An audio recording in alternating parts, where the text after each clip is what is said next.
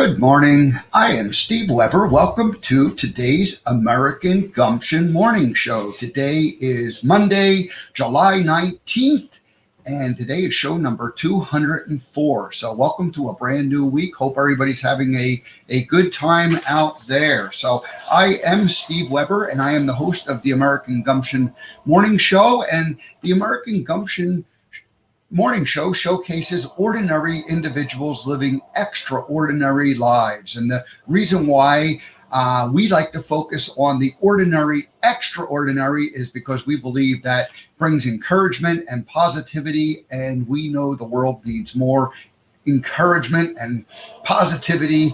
It's a crazy world we're living in. I also believe that everybody has that kind of mix of ordinary and extraordinary, and hopefully we get to bring that out and showcase that. Alrighty, so the goal of the show is to help those who are in the process of awakening, awaken, and to help those awakened people live their lives with gumption. So welcome to today's show. Alrighty, so today, so here's what's going to happen this week, and then I'm going to get into my monologue, and the monologue is titled Specialist and Generalist. So that's coming right up, and then Alchin Rise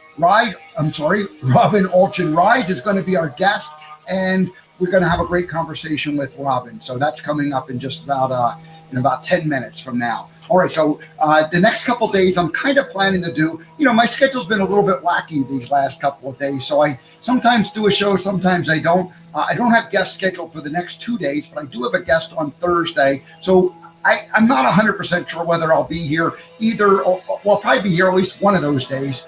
And so, but let me tell you, on Thursday, Aaron of Villa and Deborah Sweezy of Stroke TV, and they've created a broadcast channel, Stroke TV, STOKE, like stroke, because they're stroke survivors, and they interview people who have had a stroke. So that's the niche, and that's what we're going to talk about this coming Thursday. That is definitely ordinary, or that is extraordinary, right? And so anyway, that's going to come up. So that's what's happening this week. All right, excited to get into it. All right, let me go ahead and get into the monologue. And we have Joey Smith joining us this morning. Thanks, Joey. Good morning to you. Welcome. All righty. So let's see here. My banner is the monologue. There we go. Specialist and Generalist. And our guest is going to talk about Jill of all trades are the new future. Jack of all trades, Jill of all trades. She is a Jill of all trades. So Robin is going to talk to us about that this morning. So anyway, I'm going to talk a little bit before we introduce Robin about specialist and generalist. All righty. So when I started my speaking business, 10, 12, 13, 14 years ago kind of time frame, I was told 1,000 times I need a niche. And I was specifically said, if you are a jack of all trades speaker, that's the death knell to you. You're never going to survive. You won't get hired because people want experts. And if they're going to hire a speaker to come in and talk about a topic, they want somebody who knows what they're talking about. All right, that makes perfect sense. So one of the coaches that I worked with for about a year was, she used the phrase, pick your lane. And the idea is that, imagine the freeway. You got you got all the way on the left side, the faster cars, slower cars over. But anyway, her whole idea was pick a lane and then stay in your lane. And it's really the idea of having a niche. And again, this is specifically for the speaking business, but you want to be that specialist, or you want to be that person who's known for that one particular area and then really excel in that.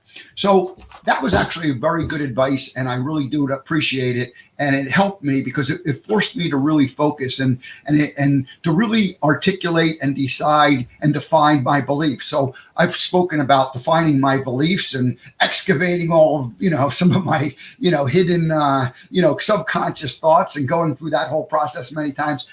Professionally, defining from a speaking point of view, that was going on at the same time. So we had these two things happening, my own personal beliefs, and then really my beliefs in terms of what gumption was going to be and what it was going to stand for and what it meant. So, and it really did help me focus and narrow the focus, in terms of defining what gumption was all about, and, personal responsibility for your thoughts, actions, and interactions, the 3 life lessons from the movie Forrest Gump, the feather, the opportunities that come into your life, the chocolate box, the choices we make, and then the Nike shoe, the journey of life and the life chapters and the transitioning from life chapter to life chapter. So that became really all of my content and my thinking about that. It also taught me the idea of threes. So the 3 life lessons from the movie, what does gumption stand for? Number 1, you're taking responsibility for your thinking, your mindset. Number 2, your actions or your moxie, getting things done. And then your 3, your interactions with others. And this whole idea of 3 worked really well because, people, it's easy for people to remember 1, 2, 3. And when I started, I had 7. Gumption principles were 7 different things, and they fit into 3 into one category and 4 into the other category. And it was, it was complicated. It was impossible to explain. So simple, 1, 2, 3. All right, that was all happening back then. So let's see. So anyway, what happened then over probably about a 3 to 4 year period, my message got pretty solid. I got crystal clear on that. I had written a lot of, blog posts. I had talked about it. I had, practiced it and used it in my presentations. And I really kind of got comfortable with that. And once that was really pretty solid, and I'm going to say, let's just say 2014, really 2014, 2015, I went, I kind of had this aha moment one day when I went, you know what? I don't even want to be a speaker. And it wasn't like I didn't want to be a speaker, but I wanted to be something more and something different from just being a keynote speaker, which is really what I had focused on and what I had developed my message, to be all about. And so the idea of conference host was birthed.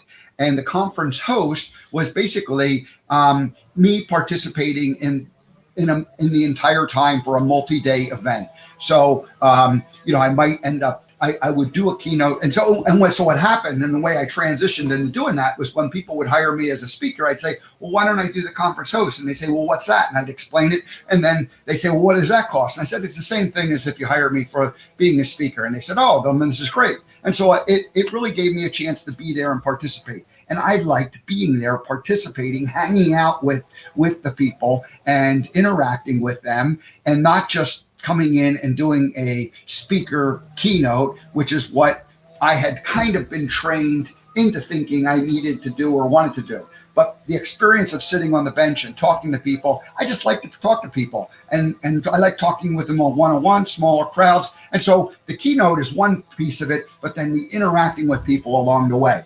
And so the idea of the bench skit was birthed, and the MC and additional little mini segments, maybe like just a 5 or 10 minute story mixed into the middle of what was going on, and in addition to the main keynote. All right, so what I was doing though, and is I was at the same, when I was doing that conference hosting, I was broadening what I wanted to talk about and what I wanted to do, but I was kind of narrowing in the way I did it. And so it was confusing because I was stuck thinking that my content, my message of gumption was my niche and my message. And what happened was I finally, and this is more recent than, even back then when it was going on, I finally realized that the way that I deliver the message becomes, the specialty and the niche. So in some ways, I actually liked being a jack of all trades. I was told you can't be a jack of all trades, but content wise, I liked being a jack of all trades.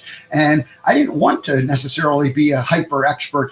Gumption, it's like, it's a cute little idea and term, but how deep do you want to go with it? And the movie, I'm an expert in the movie, that's for sure. But again, it was, I wasn't quite sure what it was all going to be. So I decided that I wanted to be a generalist, and I didn't want to be that highly specific content speaker. I wanted to, in some ways, I'd rather be a jack of all trades, even though I had been trained and told, don't do that. That'll never work. All right. So,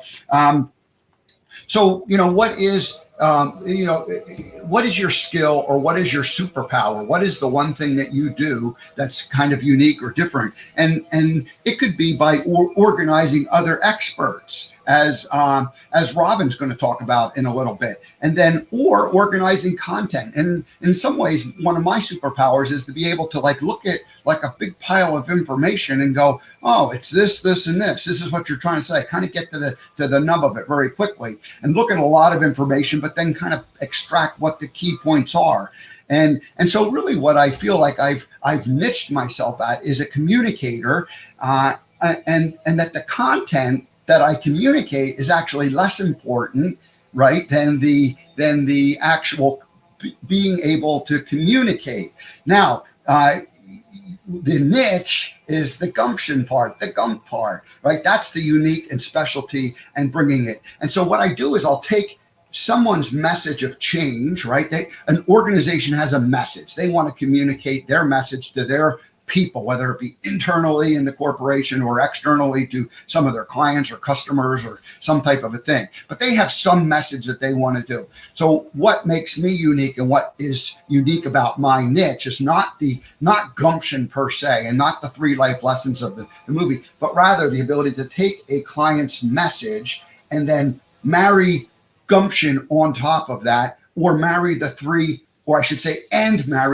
life lessons into their message, and then do it in this kind of fun, unique, specialty way where, Gump appears on the bench, does a skit with the people running their organization, with the leaders of the particular group. And it could be a single person that I sit and talk with, or it could be a parade of people coming through, all of them delivering a message. And, it's just kind of a fun, silly way to do it. And then as their content gets rolled out, we introduce different gumption principles and different life lessons from the movie to go along with it. So that's where, I am niched, and I am that hyper-focused and that lane, in the sense that it's the way that I communicate more so than what the actual message is, because the message changes from client to client. They have their message, but I bring that gumption and the life lessons from the movie, and just, like I said, kind of layer it on top of whatever it is their message is, and then do it in a fun way as MC skits, a keynote, little mini breakout sessions, that sort of thing throughout it. And it's always going to be involved in in a multi-day, a day and a half, 2-day kind of a conference, that type of a thing where I'm going to participate. So this is the first time I've explained this kind of like this, and it kind of feels good. And I have to thank Robin, who's going to join us in just a minute, for really inspiring me to think about that, because she is going to talk about being a Jill of all trades. She's like me in the sense that she's not necessarily the jack of all trades, but she is the Jill of all trades. All righty. So that's it. That's the monologue on specialist versus generalist. And I think we'll just leave it right there, and we'll ask Robin to come join us, and I'll add, well, here she is, Robin. And Alchin, welcome to the American Gumption Morning Show. Thanks for joining us this morning. I'm so excited to be here. All righty. So now, Robin, there's 2 rules to being on the American Gumption Morning Show. Are you a good rule follower, or are you kind of a rule breaker by nature? Oh, that is such a loaded question. I already know the answer. You don't like rules. However, these rules are kind of pretty mild. So, so number 1 is I get to read a bio to introduce people to who you are. You don't have to do anything other than I'm good. Behave. And then number 2 is I get to play a song, and the song is called the American Gumption First Time Guest Theme Song. And we play that whenever a person is a first time guest. So assuming you'll come back and join us again in the future, we will never play the song again after this one time. So we want you to, and we want everybody else to enjoy it. You ready? I'm ready. Do I need a crown or a party hat? You'll put the crown on. Do you have a pom-poms? Oh, dang. You'll need those for the song, but that's Okay. the hint I'm giving. So let me tell people who you are, and then we'll play the song.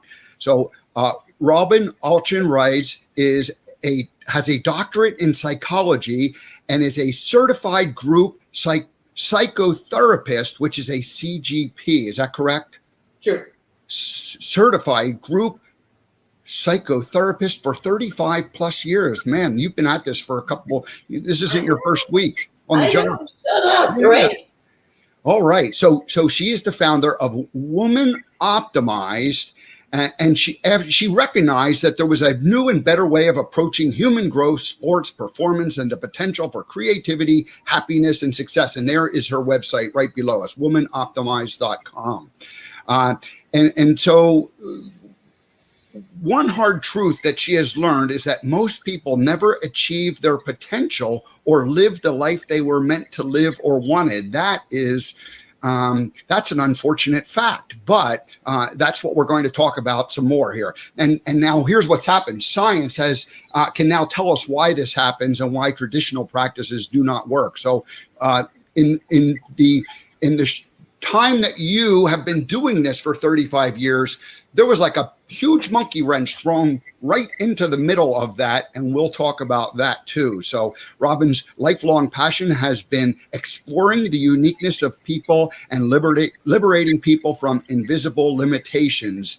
And so I like that, exploring the uniqueness of people. And I like to say here that we interview ordinary individuals living extraordinary lives. And we believe everybody is ordinary and extraordinary at the same time. So Robin's style and outcome is fun, collaborative, and a deep dive into a person's talents and uniqueness to unleash them and create a life that they love. So Dr.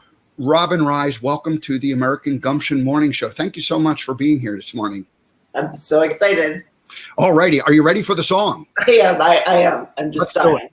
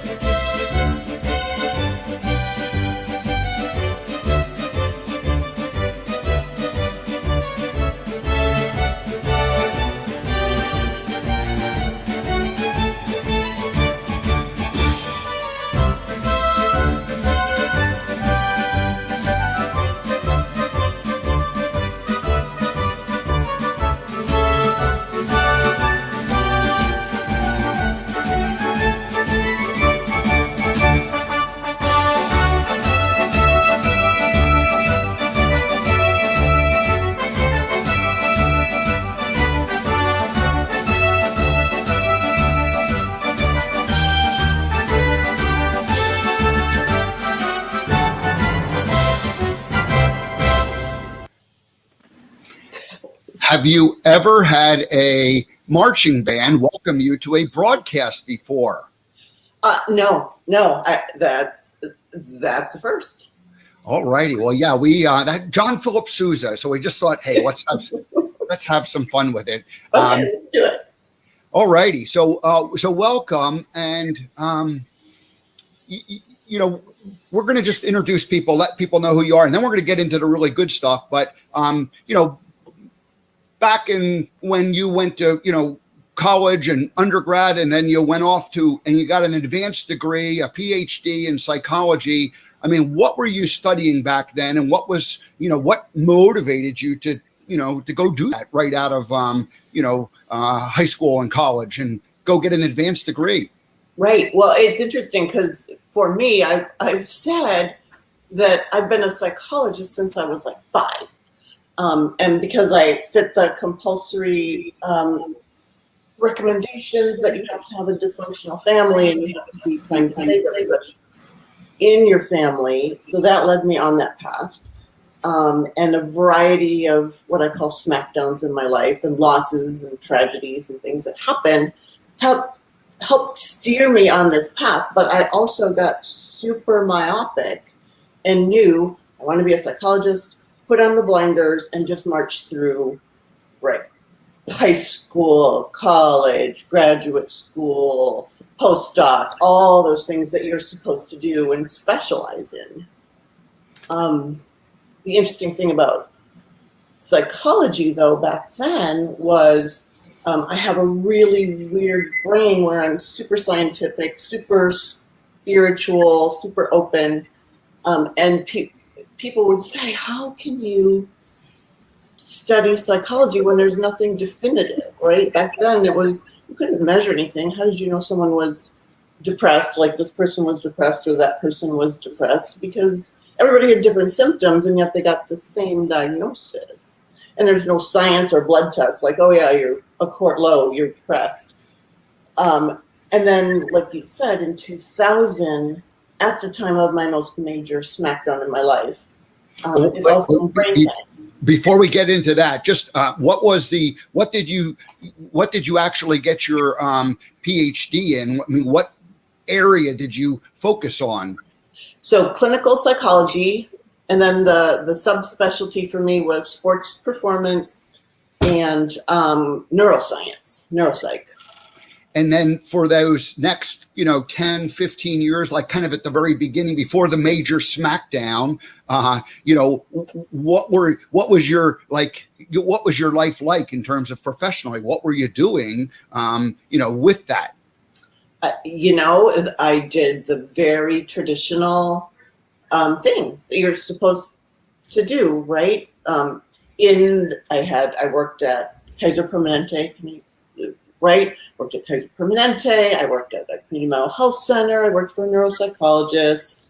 This is a fun fact, testified in front of the Kentucky court in a capital punishment murder case. So I was expert witness. I'll never do that again, by the way. I highly recommend never, ever doing that. But so I did a bunch of those things at the same time. I got married, I had kids. Traditional, right? Followed the rules, white picket fence.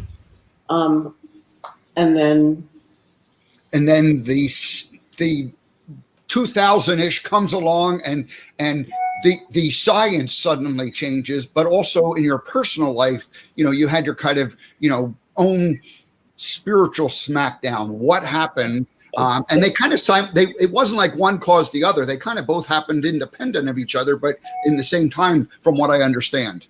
They did. And I don't think it was an accident, right? I know it was divinely guided. And not at the time, but it was when I looked around at my life and was like, none of this. I had a awakening moment that had to do with my birthday. Weird thing, but had this awakening moment, and I all of a sudden was like, none of what I'm doing is who I really am or what I want to be. It's I'm following these rules that everybody told me I was supposed to do. I was good at it. I was successful. No one would have thought that I would blow up my life the way I did, including my brother, who was like, I don't even know you. And I was like, yeah, join the club. I didn't know me either. We all, anybody who's kind of gone through an awakening has reached that somehow. Mine came a decade later, 2009. The financial crisis, kind of like I moved to a different state, and all of a sudden, everything that I had planned for like the last couple of years suddenly was not working out the way it was supposed to work out, and all I was doing was following the rules. So it's like, wait a minute, something has to change. So back to your story, though, you are, maybe share this will be maybe easier. What happened scientifically that, was not available to you and the psychology community, and what one single rule suddenly changed that turned the whole thing on its head? Yeah, well, it was science. So it's called the functional MRI, which can show what's going on inside of your brain in almost real time, that began to show how the science of transformation, the science of change, how things actually work up here.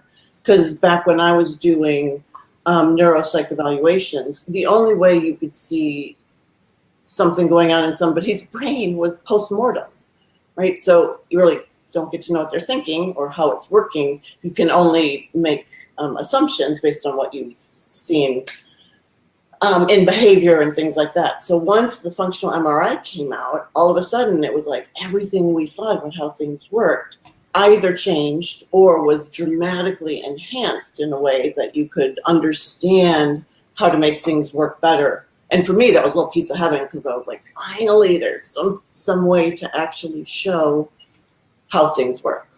And the whole idea of neuroplasticity became possible. And before that, they were talking about, like, you had a limited number of brain cells, and they were somehow connected and fixed to each other, and they just, like, little by little by little shrunk away and disappeared. And Right. there was no chance of actually changing anything. I mean, that was what you had believed and practiced in the industry for 15 years before that.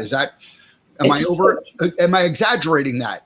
No, it's so true. We used to believe that your personality was set by the time you were 6, right? That your brain was set by the time you're about 25, and that everything was a downhill run from there. You had everything you needed by then or not, and that was the rest of your life. And now the whole world has opened up with possibilities that I don't think enough people know or fully grasp. The depth of understanding that you could change anything, almost anything in your life, by understanding how your brain works and understanding the new science of change.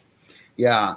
And lots of people doing this type of work today, but back in 2000, this was like a radical idea, and it was only like over the next 10 years that people started talking about it. But even those people who talked about it and practiced it were considered kooky, or it was not, like, people didn't get it. There wasn't any conversation that it was accepted. So it seemed like it took probably almost 20 years for it to kind of become, we won't call it quite mainstream, but certainly accepted and understood by other than just a few.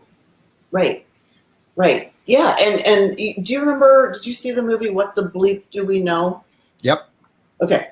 So that, for me, the first time I saw it, I cried through that whole movie. And my friend was like, "Are you okay?" I'm like, I don't know why I'm crying. And I watched it again, and I was like, it was so much truth. It was so like, yes, this is what we need to know. That was right. Combining that with the science was like magic. Yeah. Dr. Joe Dispenza was in the movie, and I've spoken about him many times on the show, as far as he's been a major influence in my life in just understanding this, the brain science and the science of change. So yeah, lots of people, leading this, but this is kind of the area you're in. So what simultaneous to that happened in your personal life, where you had your spiritual awakening, and somehow you said, things aren't the way they seem. Right. No, I recognized that if I don't change, and I did, I changed everything. I ended up getting divorced. I ended up leaving Kaiser. I ended up creating my own practice. I ended up doing the work that I'm passionate about, that I didn't want. So when you asked about rules, right? When I worked at Kaiser, I actually helped start a union because I didn't like how they were treating us. Basically, I'm like, I want to do things in my life that matter and make a difference for people in the world, and that help them to be true to who they really, really are. And my interest has always been not in the obvious things that people can do, because they're obvious, right? I'm always interested in what's running this behind the scenes. What are the covert things? What are the things that we don't know or understand that are hidden? Sort of like that old iceberg analogy, right? That what you see on the top is very small compared to what's really moving that iceberg underneath. So that for me became my passion. And I went into private practice and worked with athletes and performers, and couldn't pick a niche because everybody's interesting to me. Yeah.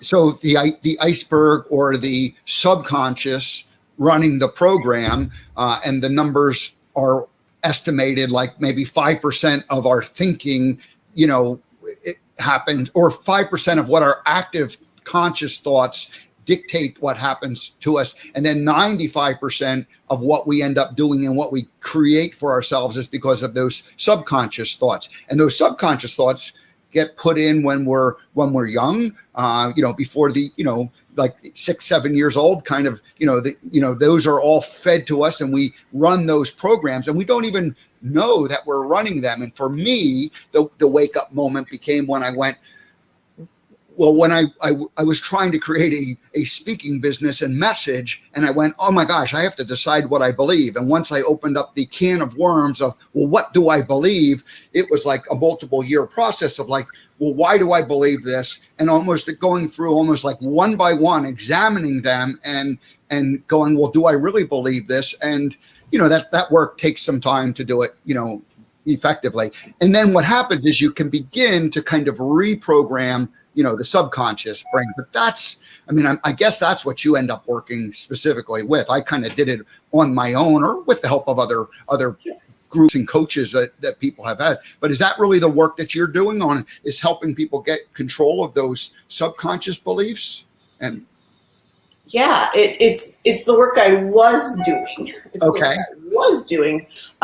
it's even more powerful than that, right? The new science that what they know now is the part of your brain, the survival part of your brain, the lizard part of your brain, which is the first thing to develop in utero, is programmed by your mom, basically, as she's carrying you, and the chemicals, the experiences, the emotions, the food, everything that she's eating, doing, thinking, feeling, is now being programmed in you and in your survival system. So I always say, like, baby rabbits learn how to be rabbits because they're gestating inside of a rabbit, and foxes learn how to be foxes because they're gestating inside of a fox. With human beings, because of our complexity, we get programmed on how we're going to survive, right? Fight, flight, fright, and fun is one they talk about now. But the F's, those survival systems, those are programmed into your brainstem and HPA axis, all these interesting parts of your brain that react 800 times faster than a thought. And you're programmed starting at 11 weeks in utero, so you don't even know that you don't know that there's a different way of being.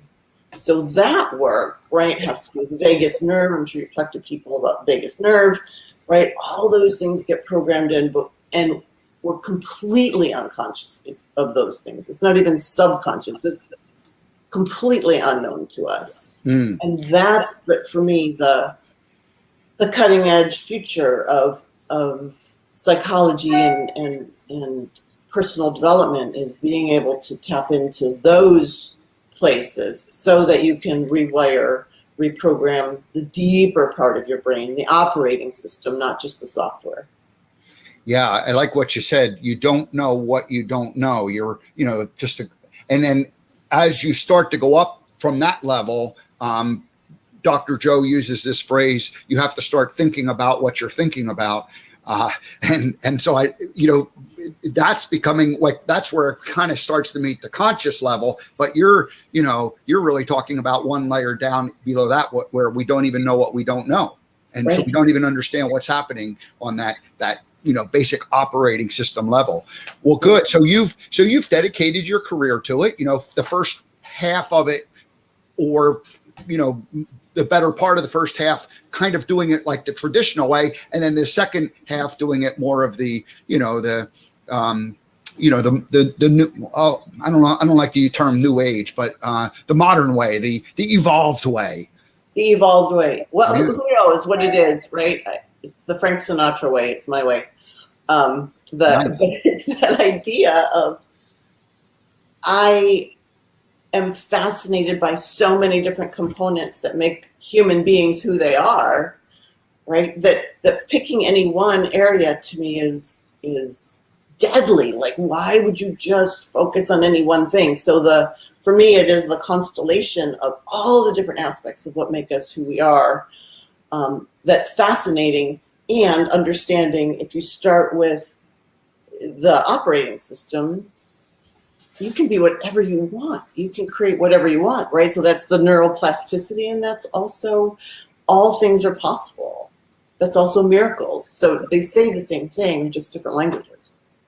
So how do we, how do we even begin to do that? And maybe the better way to ask the question is, what's the process that you'll go through, with a client as you work with them? I mean, just what's the very shortened version of how that works? Because we want to actually get to the Jack and Jill of all trades topic and spend some time on that. But, how do you tell people at this point how you typically would work with a person and what the process of going through? Oh, wow. That, Steve, that's a huge question. And so for me, what I've been really good at, what my clients have always said, is that I know a lot of stuff about a lot of things. And I didn't know that was rare, right? But cellular biology and chemistry and football and, right, all these things have a language or have a way of speaking to different parts of how we operate. So my job has always been, I always thought of myself as a general contractor of very unique custom-built houses.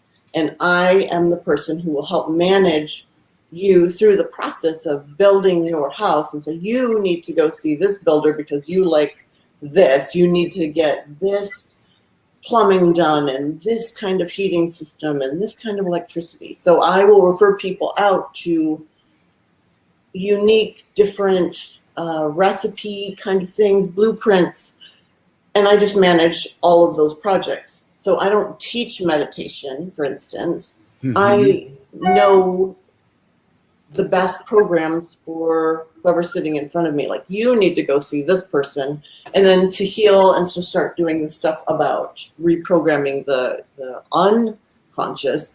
That's all somatic work. That's all body work. That's all emotion work. It's all the stuff that we avoid still, we don't like to do.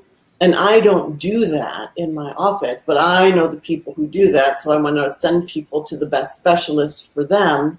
And then I work with how do you manage the whole person all together while they're doing and practicing all these other skills that will enhance their life. Does that make sense? Yeah, I really like your analogy of the general contractor, because the general contractor, he does understand plumbing, and he does understand electrical, and he does understand, what the gardener does, but he doesn't do any of that work himself. He has people who are specialists come in and handle that, but he helps the homeowner, bring those together. So the homeowner doesn't have to become, to know whether a plumber is a good plumber or not a good plumber, because the general contractor knows that. So I like this analogy, and I think it's a very important. Yes, there's lots of people who are doing meditation, and lots of people who are doing lots of different. There are so many modalities in terms of how you can improve your own performance, and whatever the expert's modality is, becomes kind of what the solution to whatever problem any person might have. But you're looking at like a wider, bigger vision. Am I correctly understanding? Yeah, no, that's exactly right. Right. That for me is what's exciting. And that's what my clients have always said, right? Like, wow, you just know who to send me to, who will speak my language and get me there faster. Because for some weird reason, I'm all about effectiveness and efficiency. Like, I want you to get to where you want to go the most efficient, effective way possible. I don't know if it's because I'm getting older, but it's like, we don't have time here. Right? You need to learn this. This is your best place to go. And there's so many new modalities out there and specialty tools that's my passion. Like, oh, I didn't know there was such a thing. Now I want to try that. Just as a side note, right? Ketamine infusions, right? So I went and did a ketamine infusion because I was like, I want to be able to tell people this is what it's like, and this is what you do, and this is what it works for. So I'm kind of my own guinea pig where I'm going to go and try different things so that I can have it in my toolbox and say, hey, you need this. And you mentioned something that I'm completely unaware of. Tell me and anybody who's listening what it is that you just said. What did you call that? Ketamine. So it's not ketamine. I mean, it is the same ketamine that's a party drug, but now they're using things to start microdosing hallucinogenics, and ketamine is an anesthesia, actually. The joke is it's a horse tranquilizer, but it's an anesthesia used since the 40s. I think it's 50 cents a vial. Still use it today, but it has an extremely high success rate with PTSD, chronic pain, intractable depression, and it's amazing. And it gets under. So remember, I said the operating system, right? It works at the level of the operating system. So you're not figuring out anything. Believe, thoughts. It's actually helping you to slow down vagal responsiveness or to stimulate vagal responsiveness if that's what you need. We don't have to go too far down this rabbit hole, but is it like a plant? Is it considered a plant medicine, or is it a natural substance? Nope, wow, that's so. But you go in. They're popping up all over the country. All right, we'll come back and talk about that in the future. Yeah. All right. Well, good. So the point would be that these different modalities and treatments, again, there's experts and specialists who are going to help a person with that, but you wanted to know what that's all about so that you know whether you can recommend it. I honestly can say that I've never recommended something that I haven't gone and done and tried. Awesome. All righty. So now what we've talked about is, because we talked before, before we're having this interview, and we both discovered that we are people who kind of get bored doing the same thing, and we like to, we like a variety of different things. I've called my show what's the American Gumption show? Well, it's a variety show. I want to interview. Well, there's certain things that I definitely do. It's like ordinary people, extraordinary lives, people who want to improve their living condition, their experience as a human. But like within that realm, you can do that a whole different bunch of ways. And so so we kind of we touched on the idea that if you're a jack of all trades or a Jill of all trades, that might be the way to go in the future. And yet, the thing that I have been programmed, I don't know where it came from, probably not my mother, but somewhere I got it, just corporate patriarchal America society, is that you need to specialize, you need to be a specialist. Otherwise, you won't be able to really help people. That's the way to make it work. Certainly in the speaking business, you want to be very specific about what you do. And I can appreciate that, but I also have a wide interest in things I want to do. So Jill of all trades, take it away. What are you doing? Well, it's my whole life. I've started like 6 books. I've started these companies, and for me, every business coach, every class, you have to pick a niche. And for me, that just would be like the death knell. Like I can't pick a niche. I don't want to focus on any one thing. What I do want to focus on is knowing all of the good niches out there and bringing those things together. But it's so contrary to what I was programmed, like you, right, with that you have to pick the specialty and then you focus on that. And I'm like, when I was a kid, I wanted to do everything. Didn't you? Right? Like, don't, when you're a kid, everything's interesting. You want to taste the paste. You want to ride your banana seat bike down some high hill, right? You want to try everything. So somehow in our lives, we get that programmed out of us actually, into what do you want to be when you grow up? Right. And watching my two daughters in high school go to career counselors, and they're like, you have to pick a niche. And I haven't done this yet, but I need to do this because I want to go back to them and say, did you know that your decision-making capability in the prefrontal cerebral cortex is the last part of your brain to come online, and that won't happen until you're 25? So you're asking a 16-year-old to know something that they can't possibly know. They'll spout off an answer that comes from their programming, but they don't have the capacity to think from their own life and their own life experience until you're 25. So why are we pigeonholing kids and people into one thing, right, when infinite possibilities exist? So there was a woman who was the president of a university who gave a commencement speech that said, you will have 12 different careers in your lifetime, right? It was class of 2020, I think it was class of 2020. You will have 22 careers in your lifetime, and 10 of them haven't been invented yet. Wow. Right? So it's like, yeah, if you think about the speed of technology, the speed of things, right, changing, the events that have happened in our world that have changed things, why are we telling people, pick now, you want to be a geologist or a psychologist or anything, right? Let's allow their brains, our brains, to explode and expand into all the different things that could be life-changing for you and for other people. I'm going to go out on a limb and say that you probably aren't overly impressed with our current education system then, because it's really, it was designed 100 years ago to train factory workers, and who's a factory worker any longer these days? Exactly. Yeah. Exactly.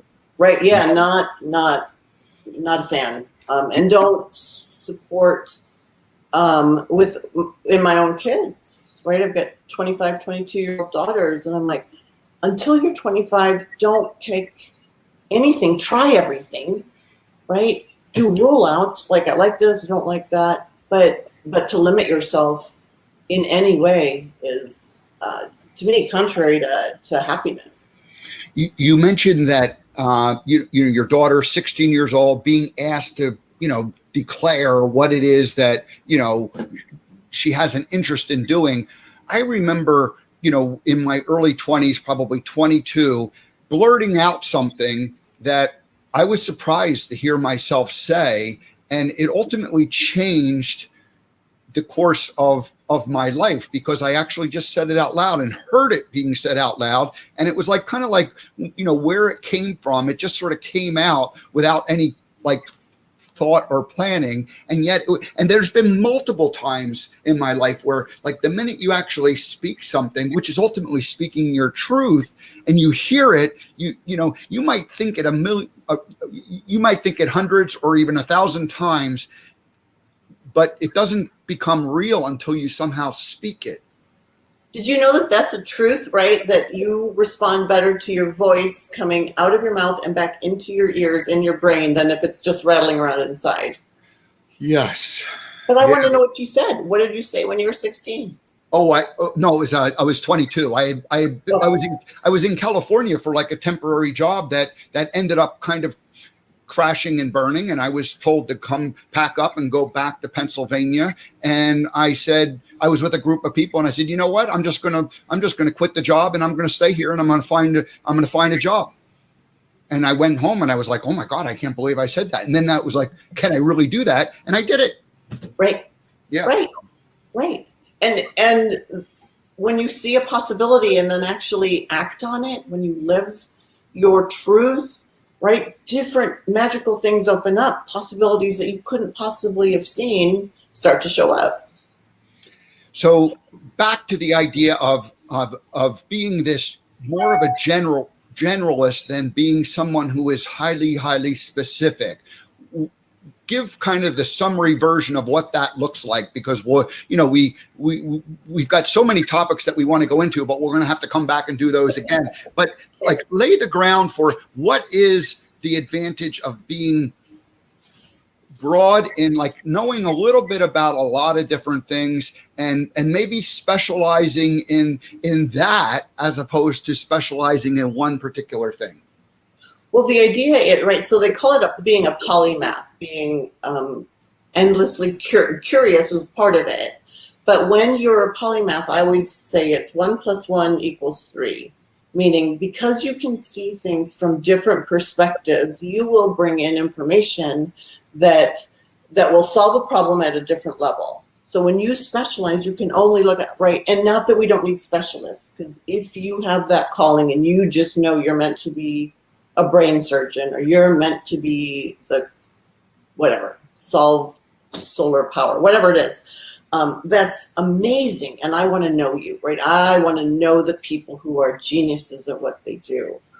But in this process of understanding how people work and how the world works, we need to be able to look at things from all different kinds of perspectives and bring in all different kinds of information, where solutions don't look like they're possible, but put together, that combination creates something that's never been created before, heals something that hasn't been healed before.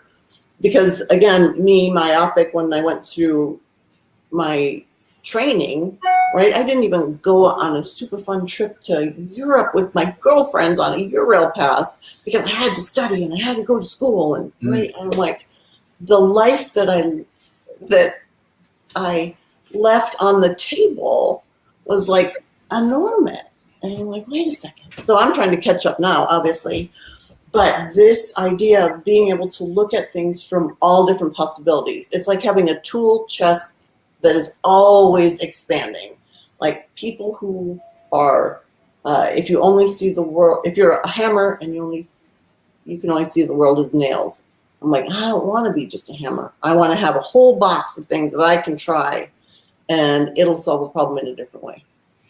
Anybody who's a good leader has to have that type of approach to it, because they can't, they might have their original core training, the thing that they specialized in, the thing that they kind of, evolved into some form of success. But anybody who's going to be a successful leader of an organization has to be that polymath. Yeah. Well, in the military, I was just listening to something, one guy was talking about, why do we call generals in the military, right? What's the general secretary, the general, right? We use that word in a way that personally is like, oh, you have to specialize. But the people who run things are actually generals. Right. They have to know how to manage all kinds of things. Would an alchemist be a good term to describe what you do? I loved that book, The Alchemist. So yeah, I love the idea of alchemy. I don't think I'm that talented, but I hope someday I can turn things into. There's a certain the alchemist is doing that maybe on a master's level. Right. Yeah. That's I aspire to that. All right, good. Well, now we know. So yes, you hinted at it, but now we're going to do the reveal. What did you do to your life 2 years ago that kind of changed things? I lived in Colorado, had a practice for 30 years, and things happened. I had a really bad relationship that was such, in retrospect, a tremendous gift, because it was like, why am I doing things? Why am I staying in places that I don't want to be anymore? Like, I already know this. I knew that a decade ago, actually. So we decided, my 2 daughters and I were like, we don't want to ski anymore. I don't want to ski. I don't want cold. I don't want to deal with hail, right? It's beautiful in Colorado, so nothing against Colorado. But 30 years was enough. And we decided that we were going to start our lives based on what we knew, which was we all wanted to be beach girls. Right? We belong at the ocean, not the mountains. So it was huge to pick up a life. And diversify from every single thing I'd ever done. I left my license behind. I cried when I gave away my plants, right? But left everything behind and downsized, simplified. Came out here to start a company with some women, and that fell apart with COVID. My daughters had jobs that fell apart with COVID. So it was 3 women living in Southern California, which is beautiful and magical, by the way. Highly recommend it. But in that gestation process of COVID was this nagging feeling of, I have to start this company. This is why my brain works the way it does. This is why I know weird pieces of information. That Woman Optimized to me is the passion of bringing everybody together in one place, all the best people in one place. And I think we all need to know each other and help each other in ways that are personal and customized to that particular woman. So it's sort of like taking my abilities and putting it into a much, much, much bigger scale. And solving, right, women today are complaining mostly about exhaustion, compassion fatigue, decision fatigue, and loneliness, right? And that sort of emerged in the consciousness much more clearly after COVID. And so that's what I'm so excited and dedicated to be bringing this together, because I think this is the future, right? The divine feminine way of being, of collaboration and cooperation and allowing and not forcing and all of that is different than you have to focus, you have to be dedicated, you have to be aggressive, you have to win, you have to dominate. I don't think that's going to work anymore. Yeah, no, it's we are in a very transformational time, and if we believe that we have, if we are spiritual beings that believe that we are eternal and that we've been here before in different lifetimes, and that we've incarnated in this particular lifetime, and the belief that we come into this knowing what we're coming into, but then through the process we go through a forgetting, and so we end up having the human experience that we can learn and deal with all of it. We're at that perfect age right now where a lot of things are happening on Earth, a lot of changes, institutions that have been around for 100, 150 years, 1,000 years, if you want to go back into our European ancestors, and they're coming to an end. They seem like they're breaking down and they're no longer working. And the magic of the technology of this last couple of decades has allowed people to communicate and become aware of things that just didn't know before. And so suddenly we're like saying, wait a minute, this doesn't make sense. This is not adding up. To use your example of 1 + 1. I mean, we're not getting anywhere near 2 in the real world, and we're nowhere creating 3 in the evolved way of working. So people are not accepting what we were told always to just accept this, it'll work out, follow these rules. And so a lot's changing. So you're committed to helping people through that evolution, and specifically women optimized. Men are excluded. Well, I think right now what I see happening in the world is men have something to lose, right? So it's a much deeper, different conversation. But I think because the patriarchy and the hierarchy has been in place for so long, and because women have felt that and are still getting paid, right, 78 cents on every dollar that a man makes, my focus has been on how do we raise women up in their divine feminine, not toxic feminine, to match men at their divine masculine so we can be in balance. So it feels to me like because we had nothing to lose, it's up to us to step up, and collectively then we can work together and partner with the divine masculine. But I don't think there's enough divine masculine in the power structures right now. No, there's a lot of toxic masculine. Right. We don't need to teach courses in that. No, right. So for me, that's why the women think I have nothing against men at all. I love that people like you, Steve, right? You guys are the beginning voices of there's a different way to be that doesn't mean that you're emasculated at all. In fact, it elevates you. I always use King Arthur, right? Like the King Arthur idea to me is the divine masculine. Right. And not to turn into. You had written something about the divine feminine and the divine masculine, and I saw that and I went, oh my gosh, this is a conversation that needs to happen. And so we obviously will have to come back and have that conversation at another time. We're going to wrap up today's interview. What would you like to share with people as we say goodbye? A million things, but mostly to know that magic is out there. Any women over 40 who find themselves looking for the village or the community, or any woman out there who has a product, service, book that's an expert in something, if you're a specialist, if you can help, if you want to contribute, I would love to chat with you. You can reach me on the website. We're not doing the big reveal of Woman Optimized because it is do you know what a BHAG is?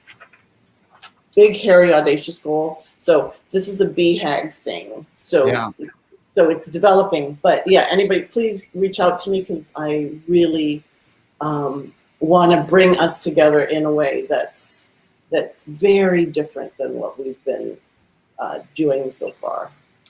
Well, I'm fully behind you that things need to be different and that things are going to be different. And I believe that we've reached a tipping point in our lifetimes where, these old systems, legacy systems that have been around, institutions, they are, I think it's happening. I think it's happening right now as we're watching it. So I think your timing is perfect. And I would love if you come back and join us again and we continue the conversation because we could go deeper on some of these specific ideas. And I love what you're doing. And I thank you so much for joining me today. Such a blast. It'll be so fun. All righty. Well, thank you so much. We'll see you next time. Thank you, Robin. That was fun. I really enjoyed the conversation, and I want to thank Robin. If anybody has a question for Robin, there were some comments, and I want you to specifically go to womenoptimize.com and reach out directly to Robin. We'll try to answer any of the comments and the questions. There was a couple, Joey Smith and Kimberly. We'll try to answer your questions online. I see those, see the comments you've been making, and we'll see if we can't circle around. But if for some reason we don't get Robin doesn't specifically answer your question, then let's have you reach out directly to her at womenoptimize.com. All righty. So that's pretty much it for today. We're going to wrap up. I'll be back. I'm going to be back probably either on Tuesday or Wednesday with a monologue only show. And then Thursday, Aaron Avila and Deborah Sweezy, two guests joining me. They are both the leaders of Stroke TV, where they interview stroke survivors. And so I'm going to learn all about that. I'm looking forward to that on Thursday. All right. Have a great rest of your day. And thank you for joining us today.